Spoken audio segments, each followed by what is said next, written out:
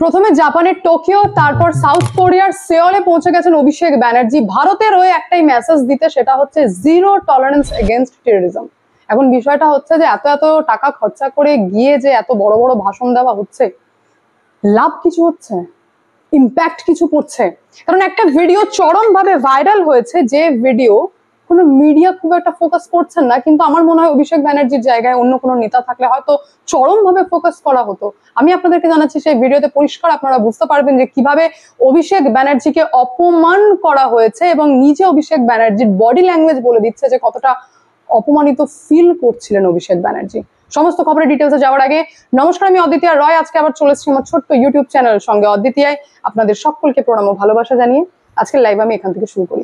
প্রথমে আমি আপনাদের সামনে সেই ভিডিওটি চালাবো, যে ভিডিওতে আপনাদেরকে ফোকাস করতে হবে ব্যাকগ্রাউন্ড নয়েজে, যে শব্দ কি বলছে, সেখানকার ঠিক এনভায়রনমেন্ট কি ছিল যখন অভিষেক ব্যানার্জি ভাষণ দিচ্ছিলেন। ভিডিওটি শুনুন।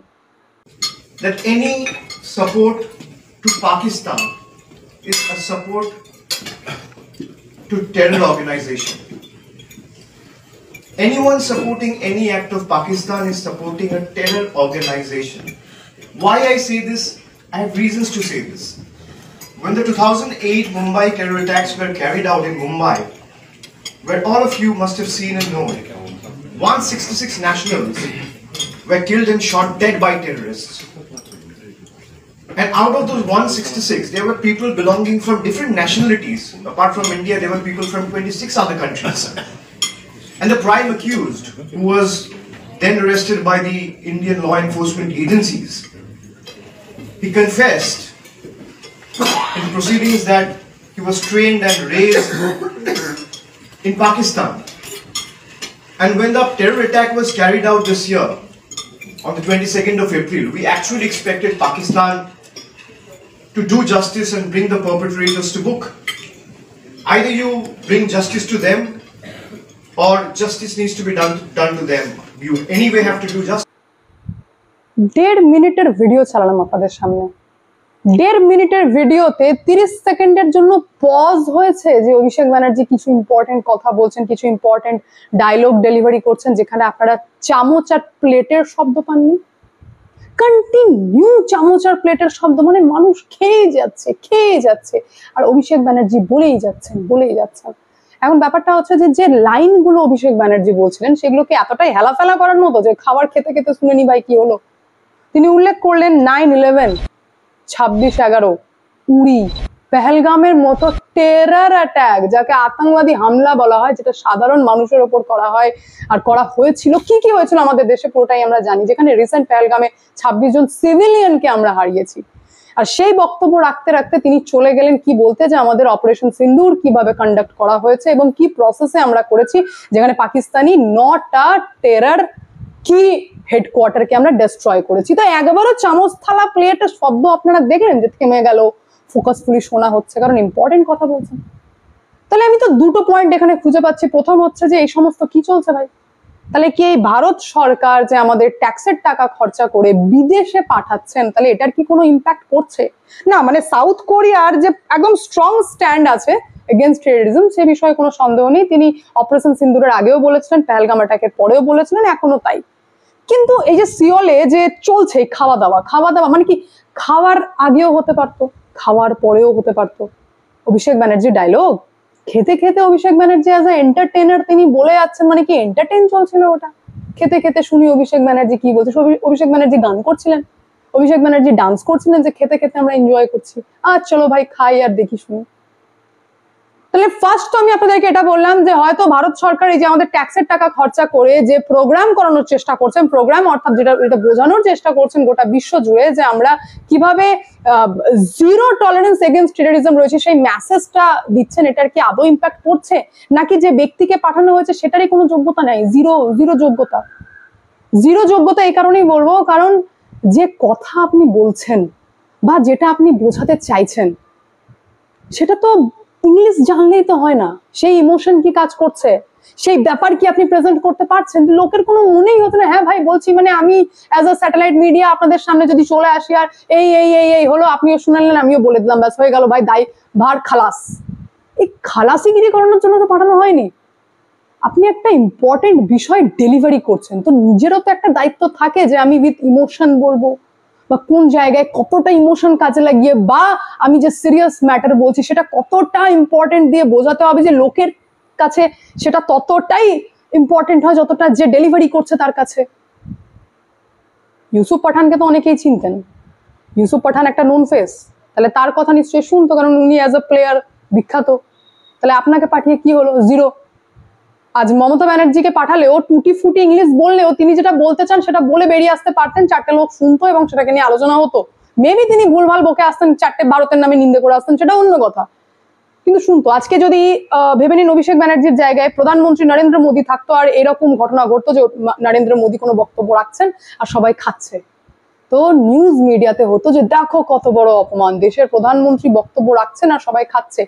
তো আমি প্রধানমন্ত্রীর সাথে অভিষেক ব্যানার্জির কম্পেয়ার করছি না, কিন্তু যে মেসেজ, যেটা এতটা ভ্যালুয়েবল মেসেজ, যেটা যথেষ্ট গ্র্যাভিটি রাখে, সেই মেসেজ আপনি দিচ্ছেন। আপনি আতঙ্কবাদী কতটা প্রবলেম সেটাকে ডেলিভারি করছেন, বোঝাচ্ছেন। অপারেশন সিন্দুরকে নিয়ে বলছেন, যেটাতে কতটা রিস্ক নিয়ে আমাদের ভারতীয় সেনা এরকম মানে অন্য দেশের বর্ডার পার করে ঢুকে এসেছে, তার সেটা প্রেজেন্টেশন এই হবে যে লোকে খাচ্ছে, আপনি বলছেন, আপনি বলেই যাচ্ছেন লোকে খেয়েই যাচ্ছে।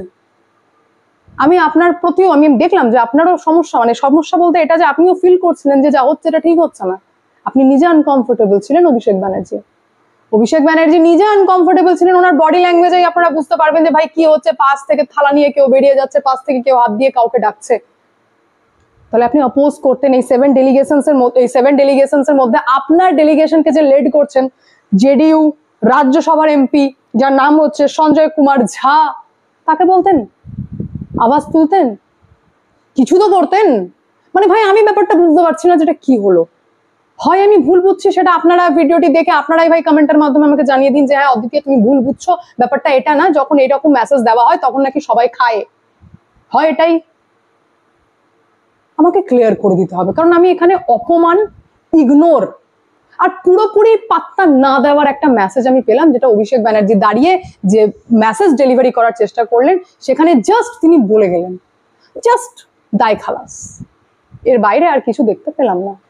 তার পাশাপাশি আপনারা অলরেডি খবর পেয়েছেন যে দেশের বিভিন্ন জায়গা থেকে বিভিন্ন রকম ভাবে আমরা বিভিন্ন গদ্দার খুঁজে পাচ্ছি। এই বিভিন্ন গদ্দারের মধ্যে একজন তো ছিলেন সিআরপিএফ এর মতো পোস্ট হোল্ড করা ব্যক্তি, যার নাম হচ্ছে মতিরাম জাট। ইনি হচ্ছেন রাজস্থানের বাসিন্দা, এবং যখন আমি এর ভিতরে যেতে গেলাম যে ব্যাপারটা কি, তখন জানতে পারছি ইন্ডিয়া টুডে রিপোর্ট অনুযায়ী যে তিনি পেহেলগামে ছিলেন এবং 22 এপ্রিল টেরর অ্যাটাকের আগে 6 দিন আগে তাকে ট্রান্সফার করে দিল্লিতে এনআইএ হেডকোয়ার্টারে গার্ড হিসেবে ট্রান্সফার করা হয় এবং সেখান থেকে দিল্লি থেকেই অ্যারেস্ট করা হয় এই মতিরাম জাটকে। এরপর তথ্যে আসুন যে আমরা জানতে পারলাম যে বেশ কিছু সংবেদনশীল তথ্য 2023 সাল থেকে পাকিস্তানের হাতে তুলে দিতেন এবং তার বিনিময়ে টাকা নিতেন। কিন্তু এটা ওপর খবর পেলাম, আরো যখন ডিটেলস জানবো তো জানতে পারবো একজন আধিকারিক জানিয়েছেন যে এই যে কথা বলতেন না পাকিস্তানিদের সাথে, একজন মহিলা ছদ্মবেশে কথা বলতেন এই সিআরপিএফ এর সাথে, মহিলা ছদ্মবেশে কথা বলতেন, আর ফরেন অ্যাকাউন্ট থেকে যে টাকা আসতো সেটা 3000 টাকা, যে টাকা আজকালকার দিনে আপনারাই বুঝতে পারছেন যে কিছুই না। এই টাকা তো আমাদের স্টেট গভর্নমেন্ট এক একটা প্রকল্প চালিয়ে দেয়। তাহলে এটার জন্য দেশের সিকিউরিটি বিক্রি করাটা একটু কেমন ডাউটফুল, আর এরকম পোস্টে থেকে দেশের সাথে গদ্দারি আমাদের সেনাবাহিনী, এটাও ডাউটফুল ছিল। এই মহিলার কথা যখন থেকে সামনে এসেছে এবং একজন আধিকারিক জানিয়েছে, তখন থেকেই আমার মাইন্ডে চলছে হানি ট্র্যাপ। আর এই হানি ট্র্যাপ বিষয়টাকে আরেকটু সিরিয়াস হয়ে নিতে হবে। এখন তো দেখুন এই ম্যাটারটা তো সাবজেক্ট টু ইনভেস্টিগেশন, এটা নিয়ে আরো তথ্য আমরা জানতে পারবো, কিন্তু এই যে হানি ট্র্যাপ, বড় বড় পদে বড় বড় আধিকারিক বসে রয়েছেন, তো সেই পদ আর সেটা ডিগনিটি বজায় রাখতে হবে। কোনো মহিলা মেসেজ করছেন ইনস্টাগ্রাম থেকে শুরু করে ফেসবুকে, আমরা কথা বলতে লাগলাম আহা হা মহিলা, ঠিক না এটা? এই হানি ট্র্যাপ বিষয়টাকে যে কেন আমাদের ভারতীয়রা সিরিয়াস নেয় না, আমি এটাই এখনো বুঝে উঠতে পারি না। যেখানে পাকিস্তানিরা তো এত ছিছোড়া হারকত করে, যে লাকি বেস্টকে আপনারা অনেকে চেনেন, তিনি অনেকবার জানিয়েছেন যে এরকম টাইপের মহিলার ছদ্মবেশে মেসেজ করা, ইম্পর্টেন্ট ইনফরমেশন নেওয়া, কালেক্ট করা, এই সমস্ত কাজ পাকিস্তানিরা করে থাকে, একরকম ছিছোড়া হারকত। তারপরেও আমাদের ভারতীয় যখন নাম আসে যে সিআরপিএফ পোস্টে এরকম সেন্সিটিভ ইনফরমেশন পাকিস্তান পাঠাতো, তো কোথাও না কোথাও বিশ্বাস করতে একটু সময় লাগে। তারপরেই জানতে পারলাম যে মহিলার ছদ্মবেশে হানি ট্র্যাপের ম্যাটার। তো এই খবরটা আপনাদেরকে দেওয়ার পিছনের কারণটা হচ্ছে যে সমস্ত বড় বড় আধিকারিকরা এরকম পোস্টে ডিউটি করছে, তো তাদেরকে আরো কনসার্ন হতে হবে। আশেপাশে এই যে যার সাথে আননোন পার্সনের সাথে কথা বলতে লাগলাম, নিজের অফিসিয়াল বিষয়গুলোকে শেয়ার করে দিলাম, ভাই মহিলা কি সুন্দর কথা বলে, এই ট্র্যাপ থেকে বেরোতে হবে। দেখতেই পাচ্ছেন চারিদিকে জ্যোতি মালহোত্রা, ইনিও খুব একটা হানি ট্র্যাপের থেকে বাইরে না। যা ইনফরমেশন পড়বেন তাতে বুঝতে পারবেন যে প্রেম কাহিনী ছিল, লাভ জিহাদ হয়ে যাচ্ছিল। তো এই বিষয় থেকে আমাদের দেশবাসীকে বেরিয়ে আসতে হবে, যার জন্য আমি আপনাদেরকে জানালাম যে পাকিস্তান থেকে যে কথা হতো সেটা একজন মহিলা ছদ্মবেশে কথা বলতেন। তাহলে এখানে দেশের থেকে, গদ্দারির থেকে অনেক ম্যাটারটা কিন্তু হানি ট্র্যাপের দিকে যাচ্ছে, যেটা আরো দিন যাবে আমরা জানতে পারবো। কিন্তু বিষয় তো এটাই হলো না যে মূর্খামির জন্য দেশের সিকিউরিটি আমরা বিক্রি করে ফেললাম। তো এখান থেকে বেরিয়ে আসতে হবে। যাই হোক, অতি অবশ্যই আপনাদের মতামত কমেন্টের মাধ্যমে জানাবেন। আমি এখানে এন্ড করি, দেখা হচ্ছে নেক্সট ভিডিওতে। ভালো থাকবেন, সুস্থ থাকবেন, সঙ্গে অদ্বিতীয় চ্যানেলকে অতি অবশ্যই সাবস্ক্রাইব করবেন, কারণ একটাই, যা হবে স্পষ্ট হবে।